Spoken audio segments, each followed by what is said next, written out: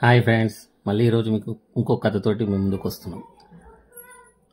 అనగనగా ఒక ఊరిలో చాలా క్రితం ఒక పెద్ద పండ్ల చెట్టు ఉండేది.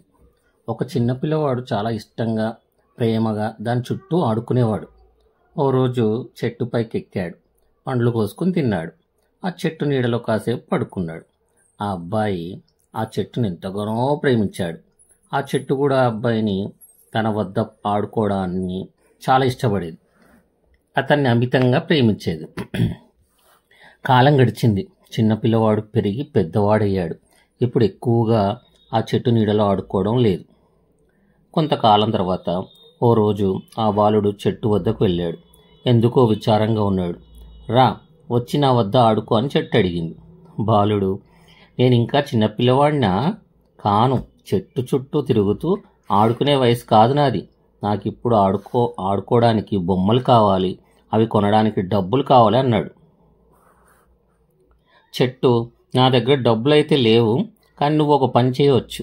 నా పండ్లను కోసుకుని వెళ్ళి అమ్మేయి, దానిలో నీకు డబ్బులు వస్తాయి అని అన్నది. బాలుడు సంతోషంగా ఆ చెట్టు పండ్లను కోసుకుని వెళ్ళిపోయాడు. మళ్ళీ తిరిగి రాలేదు. చెట్టు తన కోసం దిగులు పడుతూ దుఃఖంతో ఉంది.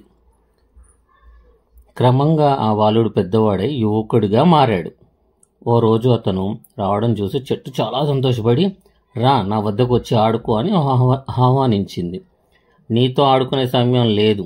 నా కుటుంబం కోసం పని చేయాలి. మేము ఉండడానికి ఓ మంచి ఇల్లు కట్టుకోవాలి. నువ్వేమైనా సహాయం చేయగలవా అని అడిగాడు. నా వద్ద ఇల్లు లేదు, అయితే నా కొమ్మలు నీకు సహాయపడతాయి. వాటిని తీసుకో, నీ ఇల్లు కట్టుకో అని చెట్టు అన్నది. అతను ఆ చెట్టు కొమ్మల్ని నరికి సంతోషంగా తీసుకుని పోయాడు. అతను సంతోషంగా వెళ్ళడం చూసి చెట్టు చాలా ఆనందపడింది. కానీ అతను మళ్ళీ తిరిగి రాలేదు. చెట్టు మరలా విచారిస్తూ ఒంటరిగా ఉంది. బాగా ఎండగా ఉన్న ఓ వేసవి కాలం రోజు అతను మళ్ళీ వచ్చాడు. చెట్టుకు ఆనందంగా అనిపించింది. రా, వచ్చి నాతో ఆడుకో అని అడిగింది. నేను ముసలివాణ్ణి అయ్యాను, ఆడుకోలేను. ఈ ఎండల నుండి ఉపశమనం పొందడానికి నేను సముద్ర ప్రయాణం చేయాలనుకుంటున్నాను. దానికి నాకు ఒక పడవ కావాలి. నువ్వు ఇస్తావా అని అడిగాడు. నీ పడవ కోసం నా చెట్టు కాండం ఉపయోగపడుతుంది. నా కాండాన్ని నరికి తీసుకెళ్ళు. దానితో మంచి పడవ చేసుకుని హాయిగా ప్రయాణం చెయ్యి అని చెట్టు అన్నది. అతను సంతోషంగా చెట్టు కాండాన్ని నరికి తీసుకుని పోయి పడవ చేయించుకుని హాయిగా ప్రయాణం చేస్తూ ఉన్నాడు. చాలా కాలం చెట్టు అతను తిరిగి తన ముఖం చూపించలేదు. చివరిగా చాలా కాలానికి అతను మళ్ళీ చెట్టు వద్దకు వచ్చాడు. నాయనా, నీకు ఇవ్వడానికి నా వద్ద ఏమీ మిగల్లేదు, పండ్లు కూడా లేవు అని చెట్టు అంది.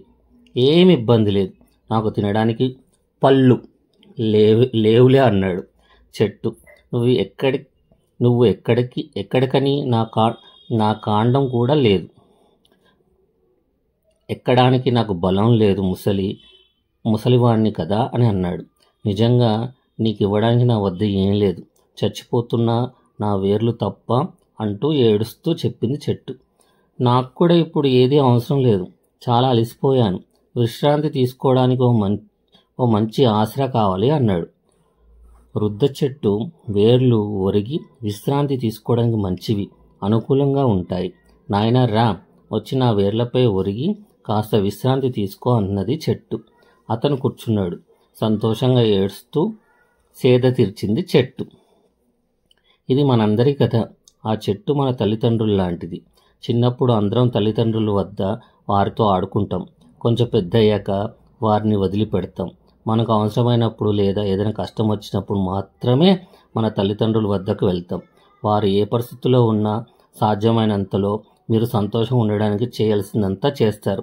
చెట్టు పట్ల ఆ బాలుడు చాలా నిర్దయంగా ప్రవర్తించాడు అని మీకు అనిపించవచ్చు, కానీ మన తల్లిదండ్రుల పట్ల మనం కూడా అదే చేస్తున్నాం. మనకు భరోసాగా వాళ్ళను చూస్తున్నాం. మనకు సర్వస్వం ధారపోసిన కనీసం కృతజ్ఞత చూపం, కానీ అప్పటికే సమయం మించిపోతుంది.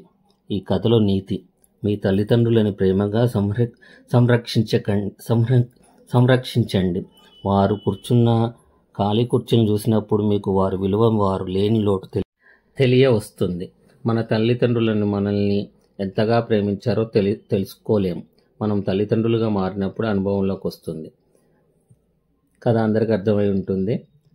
నచ్చితే లైక్ చేయండి, షేర్ చేయండి, సబ్స్క్రైబ్ చేసుకోండి. Thank you.